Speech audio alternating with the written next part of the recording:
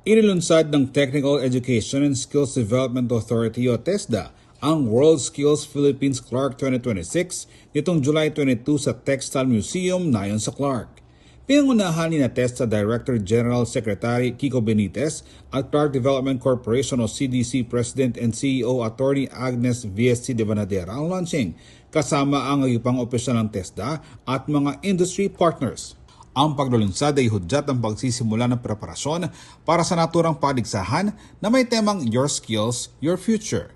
Magtatagisa ng mga kalahok mula sa lahat ng rehiyon ng bansa sa 30 skills areas, kabilang ang Construction and Building Technology, Manufacturing and Engineering Technology, Information and Communication Technology at iba pa. Ang mga magwawagi sa World Skills Philippines Clark 2026 ang magiging representative ng Pilipinas sa international competitions ng World Skills.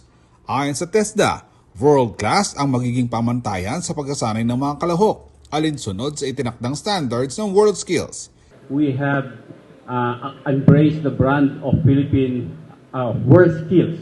Ibig sabihin, nagpaalam po tayo sa World Skills International at pinayagan tayo.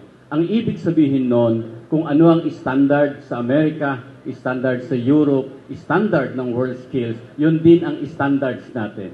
At hindi lang dito sa national, binababa natin ngayon doon sa regional. So even in the regional skills competition, they use the World Skills package, international package. So yun po in terms of, so kung ginagamit natin ang parehas na standards, so ibig sabihin, ang labanan, diskarte, suporta. Ibinahagi naman ni Benitez na may kakayahan ang mga Pilipino na wala sa international competitors sa World Skills.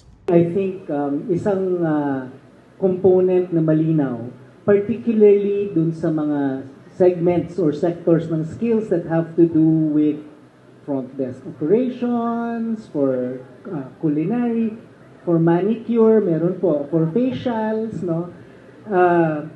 There is a very specific Filipino capability or capacity for care.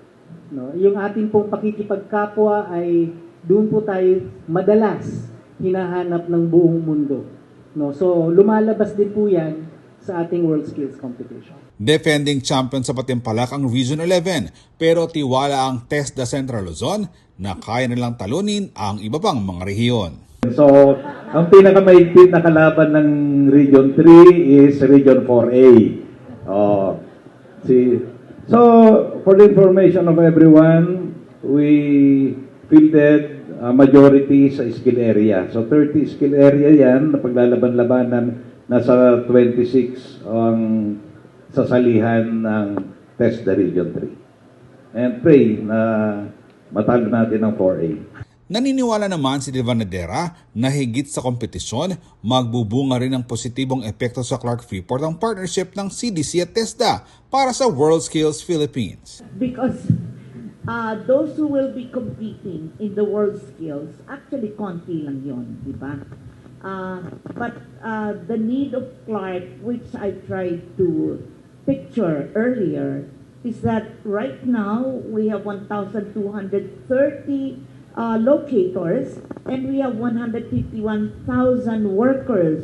But as I said, we need to replenish the workers, either by upskilling or by really having more. And I stated earlier that many of our high-value corporations are on expansion. And this is where TESDA will really come in. But as I was telling the Secretary, that what we plan to do also, considering the interest of all those with skills who will come over to Clark, we might as well come up with our jobs fair. Nagkaroon din ng mga signing on TESDA sa mga industry partners na magiging katuwang sa nalalapit na World Skills Philippines Clark 2026. Papasalamat ako sa mga industry partners natin kasi talagang very supportive sila sa activity ng TESDA, lalo pagdating sa World Skills competition.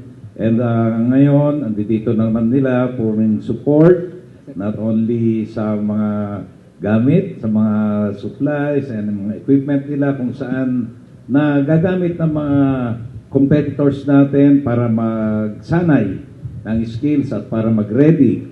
At yung ilan ay talagang may mga focus sila like some IT, mga ganyan, on cookery, yung mga gamit. At yan ang ginagamit nilang guide para makasunod sa standard kasi ang ginagamit natin ngayon pagdating sa mga pagsasanay, naka-level tayo sa requirement ng iba't ibang bansa para hindi tayo nahuli pagdating ng competition.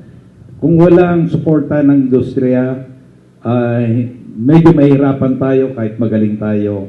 Hindi tayo makapagsanay ng tama at hindi tayo makakasabay sa mga competitors natin sa ibang bansa. The first is obviously kung tatawagin ko na lang na hardware support, right? The facilities, the materials, the equipment that's needed for the competitors to practice and then actually for the competition itself. The second, which is a little bit more amorphous, I suppose, is what might be considered software, right?